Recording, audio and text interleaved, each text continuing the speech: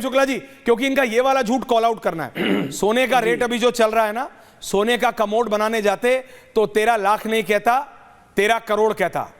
वो एक कंपनी है कोई, उसका लगा हुआ है, व्हाइट ही कलर का है। अब मेरे को उसमें यार WC के इतनी डिटेल में मत जाओ, लेकिन वो 13 लाख रुपए का है, ये सर्टिफाई हो चुका है। सोने का बनाने जाते तो 13 करोड़ का आता, सोने का 13 करोड़ का आता। सोने का भाव देख लो आज का। भाजपा ने झूठ फैलाया है। आपने बनाया क्यों? आज नहीं, ये सत्य सामने। अरे ये बिल्डिंग नहीं बनाई क्या? मैं बता रहा हूं ना, प्रेम शुक्ला झूठ बोल रहे हैं। जा सकता है, हारे हो, सीखो। हार का रीजन अपना देखो। कांग्रेस जैसा हर्ष नहीं करना। ये भाजपा झूठ है। अगर प्रेम शुक्ला जी, मुझे लगता है अगर कांग्रेस जैसा हर्ष इनको नहीं करना तो अपनी गलती से सीखना पड़ेगा, पर मेरे को इनके एटीट्यूड से लग नहीं रहा है ये सीखने वाले हैं। प्रेम शुक्ला जी इस काउंटर सबके पास आ रहा हूं। अनुराग दादा आ रहा हूं। प्रेम शुक्ला जी देखिए, ऐश्वर्या जी, हार के बाद भी अहंकार न घटना, यह पतन का सर्वाधिक प्रमुख कारण होता है। श्रीमान अरविंद केजरीवाल ने राजनीति में सादगी की साख को सामने रखकर राजनीति प्रारंभ की थी और सत्ता को हथियाया था। श्रीमान अरविंद केजरीवाल लोकपाल लाने का नाम लेकर जो है भारत की राजनीति में प्रवेश किए। जन लोकपाल 11 वर्षों में कभी इन्होंने, जब सत्ता में रहे, कभी नाम भी लिया हो तो बताइए मुझे। नहीं लोकपाल लाया इन्होंने। अब श्रीमान अरविंद केजरीवाल ने किसको भ्रष्ट नहीं कहा था? अरे पहले सत्र में श्रीमती सोनिया गांधी, राहुल गांधी, रॉबर्ट वड्रा, लालू प्रसाद यादव, शरद पवार, मुलायम सिंह यादव, किसको भ्रष्ट नहीं कहा था और किसके खिलाफ सबूत दे दिया? हमारे दो नेताओं ने, आदरणीय नितिन गडकरी जी और आदरणीय स्वर्गीय अरुण जेटली जी, ये अदालत में गए, उनको माफी मांगने के लिए मजबूर किया। फिर भी इन्होंने कभी जो है कि हमने गलती की थी, कभी जनता से बार बार कहा क्या नहीं कहा। देखिए, राजनीति में साख का बहुत महत्व होता है। विश्वनाथ प्रताप सिंह भारत की राजनीति में जो है राजा नहीं फकीर है, देश की तकदीर है के नारे के साथ आए थे। लेकिन जैसे ही उनकी साख घटी, 1.5-2 साल के भीतर ही उनकी सरकार का पतन हो गया और जनता दल फिर केंद्र की राजनीति में कभी भी स्थापित नहीं हो पाई। डॉक्टर मनमोहन सिंह की बहुत पुराना मत जाइए। 2009 में जब परमाणु समझौते के बाद डॉक्टर मनमोहन सिंह चुनाव लड़े और सिंह इज किंग का नारा लगा के लड़े, तो 145 लोकसभा सीटों से 61 सीटें बढ़कर 206 सीटों पर कांग्रेस चली गई। लेकिन उन 5 वर्षों में जब उन्होंने कहा था कि भारत को हम शक्तिशाली बनाएंगे, लेकिन जब भारत सिर्फ भ्रष्टाचार ही रोज दिखाई देने लगे, जब भारत फ्रेजाइल 5 में उसकी गिनती होने लगी, जब भारत की अर्थव्यवस्था नीचे चली गई, जब भारत आकंठ भ्रष्टाचार में डूबा हुआ नजर आया, तो कांग्रेस 44 सीटों पर चली गई साहब। 206 से 44 सीटें चली गई और आज भी वो सैकड़े का जो है अंक पार कर पाने में उसको सफलता नहीं मिली है 3 चुनाव के बाद। ये जब आपका साख समाप्त होता है ना, तो आपकी जो है स्थिति इसी तरह से बदहाल होती है। श्रीमान अरविंद केजरीवाल ईमानदारी का पर्याय बनकर आए थे और बेईमानी के जो है मसीहा बनकर सबके सामने खड़े नजर आए, तो उनके साथ ये होना ही था। नहीं आ रहा हूं नेवान शर्मा ना, होल्ड ऑन। जनता जवाब दे चुकी है, अब हाथ उठाने से कुछ नहीं होगा मेरे भाई, रिलैक्स। अब थोड़ा ग्रैस्प भी कीजिए। दीपक दादा, आम आदमी पार्टी मानने को तैयार नहीं, हमने कुछ गलत नहीं करा, हमने कुछ गलत नहीं करा। अगर मैं इनकी बात मान भी लूं 10 सेकंड में, तो इनका गेम इनसे अच्छा खेला ना। इन्होंने सब पे आरोप लगाया था, इन्होंने सिर्फ एक पे आरोप लगाया, अरविंद केजरीवाल और अरविंद केजरीवाल। और जितना झूठ बोल रहे हैं दीपक दादा, इन 60-40 लाओ विद द घर के विजुअल्स।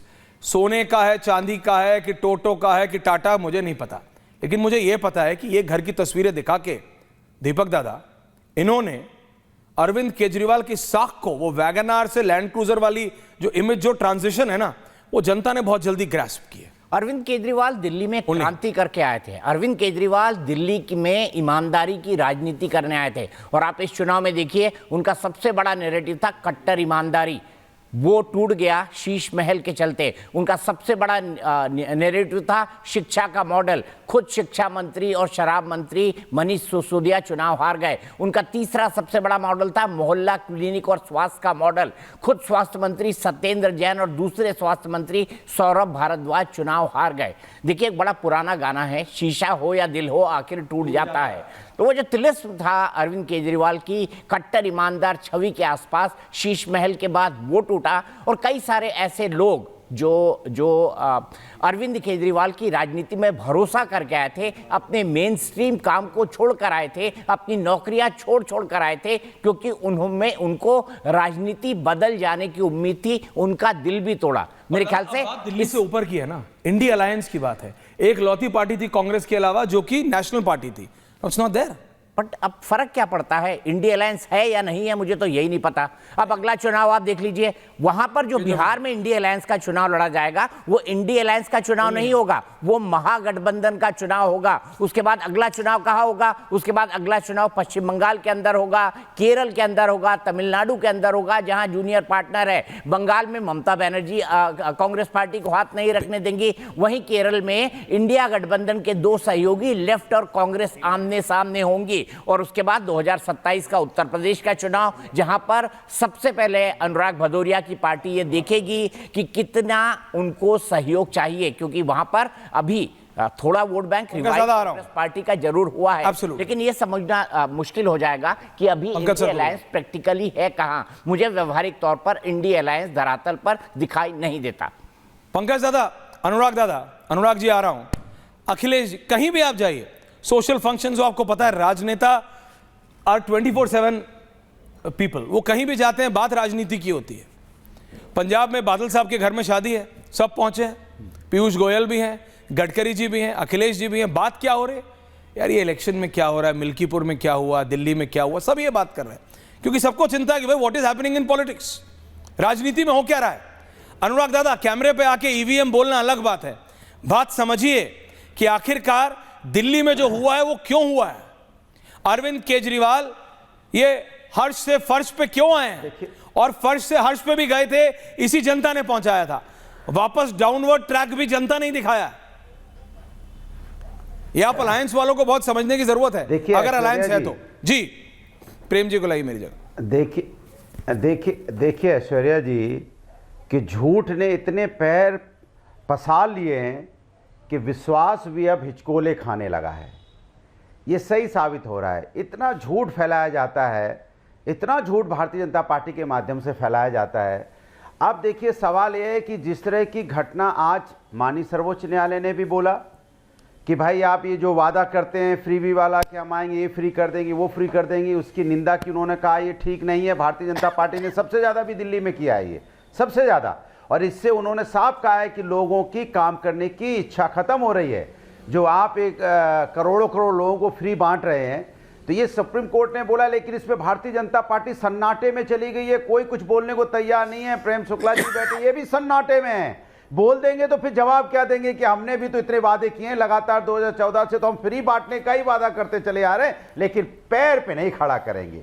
किसी व्यक्ति कोई पैर पे खड़ा हो जाए हिंदुस्तानी, इससे तकलीफ है भारतीय जनता पार्टी को।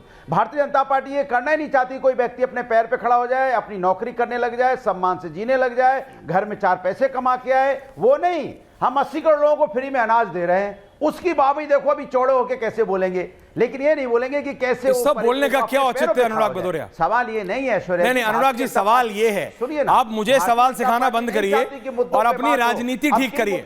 आपके साथ भी वही प्रॉब्लम है जो कि आम आदमी पार्टी के साथ प्रॉब्लम है। इलेक्शन पे इलेक्शन हारे जाओ, यहां पे आके मेरे से नाराज होकर उठ के जा, नहीं सुनिए मेरी बात, नहीं सवाल सुनिए, नहीं मेरे, अरे आपके बोलने से कोई फर्क नहीं पड़ता, आप मेरी बात सुनो। अनुराग भदौरिया जी, अपने आप को बेहतर, मेरा आपसे सवाल है, आपको समझ आ रहा है where are you going wrong, आप गलत कहां जा रहे हो। अगर ये बीजेपी वाले इतने ही गलत होते तो क्या, अरे क्या बोलने दूं आपको, आपसे पूछो नॉर्थ बोलते हो साउथ, पूछो ईस्ट बोलते हो वेस्ट, पूछो रूस के बारे में बोलते हो चीन के बारे में, बात समझो मेरी। अरे मुझे बोलने दोगे, अरे इसी कारण हालत खराब हो रही है, इलेक्शन पे इलेक्शन हार रहे हो, विषय समझिए, विषय पे बोलिए।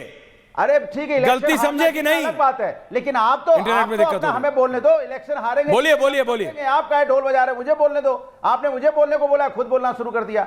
मैंने कहा भारतीय जनता पार्टी, आपको लगा भारतीय जनता पार्टी फंस रही है तो बीच में कूद पड़े, यही तो दिक्कत है। समस्या इसी बात की होगी कि जैसी भारतीय जनता पार्टी को विपक्ष के लोग आईना डिबेट में फंसने से क्या होता है, तो कुछ लोग उनको बचाने के लिए आ जाते हैं कि जनता तक सही बात ना पहुंच पाए। डिबेट में फंसने से क्या होता है, इस बात पे चर्चा कर रहे हैं हम लोग इस बात पे चर्चा कर रहे हैं, फंसा लो प्रेम शुक्ला जी को, हार गए हैं। फंसाने से अगर इलेक्शन जीतते हो तो फंसा लो। अरे सुन तो लीजिए। नहीं, आम ओनली आदमी Anurag party- Bhadauria and Prem Shukla me in the middle. अरे बोलने दो ना मुझे। अरे बोल लिया आपने, अभी अरे बात सुनो। बोलने नहीं दे तो कैसे? अरे बोल तो रहे हो, कितना बोलोगे? बोलने से कुछ नहीं होता कहाँ बोलिए? आप है। बोलिए ये कौन से तो आप विजुअल बीच चला? में रनिंग हाँ। कमेंट्री कर रहे हो। अनुराग भदौरिया जी बात समझिए, अगर डिबेटों में नेताओं को फंसाने से इलेक्शन जीते जाते, की आवाज दबा रहे हैं आप ही लोग। इलेक्शन जीते अगर ऐसे जाते तो क्या बात थी? दीपक दादा को लाना जरा ऑन एयर 1 मिनट। कितने सीनियर है, कितने साल से आप डिबेट करो? हम तो रिपोर्टर आदमी हैं दादा। अगर एंकरों के वजह से, अगर एंकरों के डिबेट में फंसाने से राजनीतिक लोग फंसते और इलेक्शन जीते जाते तो क्या बात थी अनुराग भदौरिया? फिर तो पावर सेंटर यहां होता, काश ऐसा फिर हो तो पावर सेंटर यहां होता। काश ऐसा ये हो बोलने पाता है। का शगुफा बंद करो दादा। रियलिटी है, अपनी गलतियों से सीखो।